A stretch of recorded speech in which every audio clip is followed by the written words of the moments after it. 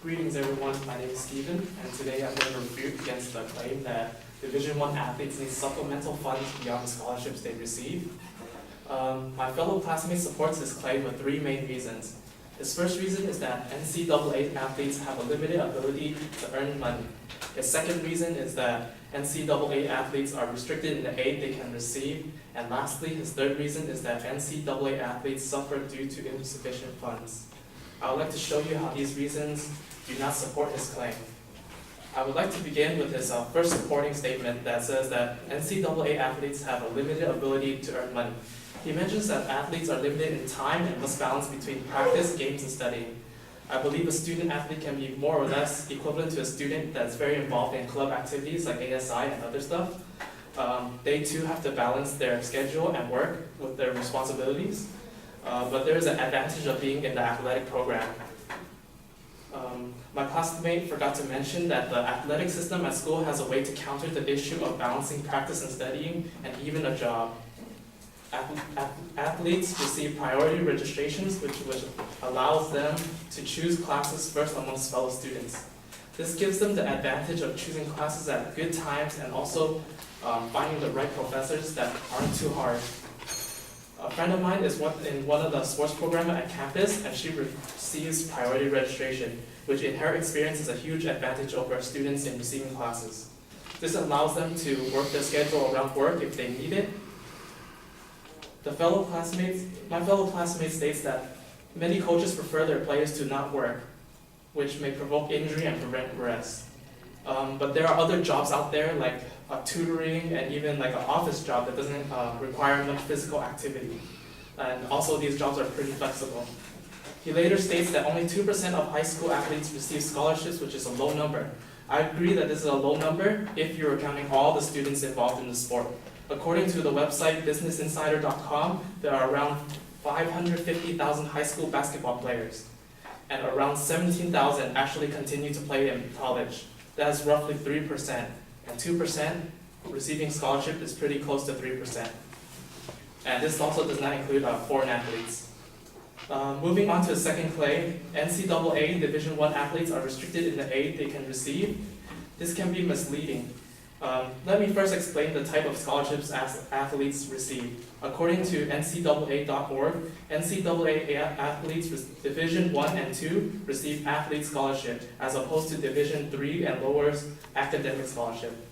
Athlete scholarship provides student-athlete funds for tuition, fees, rooms, meal plans, and required textbook materials. Not to mention that they may also receive Pell Grants on top of that. He claims that the scholarships are limited and that a walk-on athlete may not be given aid at all. According to NCAApublication.com, NCAA has a system called head counting, where they limit the number of full scholarship Division I sports team may receive. A head count is how many students can receive the full athletic scholarship. For example, a men's basketball team is allowed 13 head counts, and that is 13 full scholarships. They also have a term called counter, which is partial scholarships, which receive up to 25% of a full scholarship. So they can take out one scholarship and then divide that into 4 and then add 4 more extra athletes instead of having 13 full athletes for a total of 16. This allows them to have a kind of fairness within other schools. In an NBA team, there's a minimum of 10 players and a maximum of 15 players. 13 full scholarships is a rounded up average of the two, which I think is a generous offer. My classmate moves on to some statistical claims which I found contradicted himself.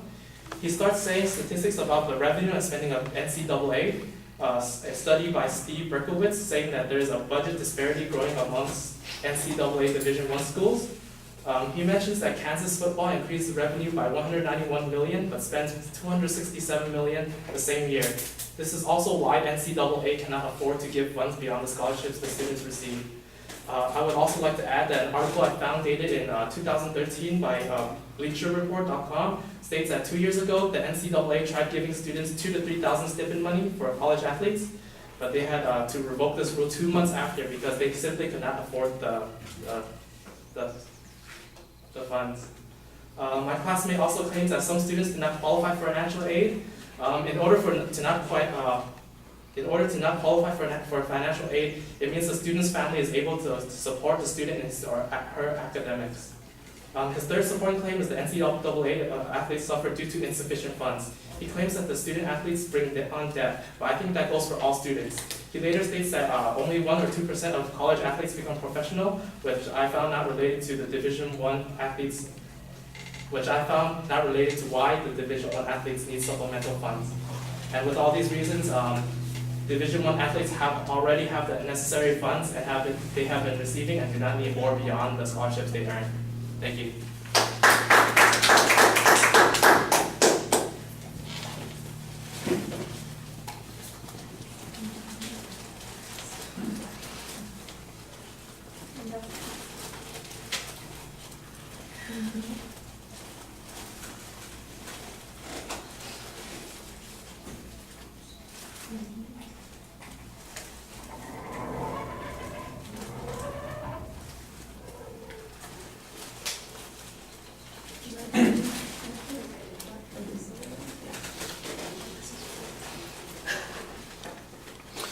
All right, structurally everything is fine. It was really easy to follow the argument because you explain things and clarify how your issue stands in contrast to the point that the advocate was presenting. I thought you did a good job on that. You explained, for instance, what the benefits of the scholarships are and how that it might be contrasted to what the other students are getting, and show that there is in fact some value to the scholarship that is not covered by the advocate's argument. The comparison on the scholarship numbers was okay. I think that that's an interesting point. I'm not sure what that ultimately means for the argument that the advocate is making, but it does seem to suggest that the problem that we're looking at in total is relatively small, if there is in fact a problem. On the second point, you have an explanation about the scholarship issue and how the scholarships can be distributed, and I think that that's okay, except that how does that address the advocate's point? Did the advocate make the argument that the teams have limitations on scholarships and so they can't help all of the students? If that was the case, then I think this argument applies a little bit more directly. As it was, I'm getting a lot of explanation here without as much certainty as to how it applies as I would like.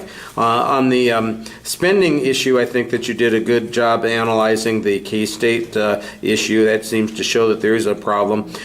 You mentioned the stipend having been approved at one point but revoked because it was not something that could be afforded. If that was done at the whole NCAA level, or if it was done at a test school, I think you need a little bit more specific information on that, at least a direct quote. And then the last point, just basically talking about the debt issue, I think you've got the right idea here. We heard an earlier speech on a similar subject that had some data on this that actually would have been useful to you in this particular point. All right, thank you.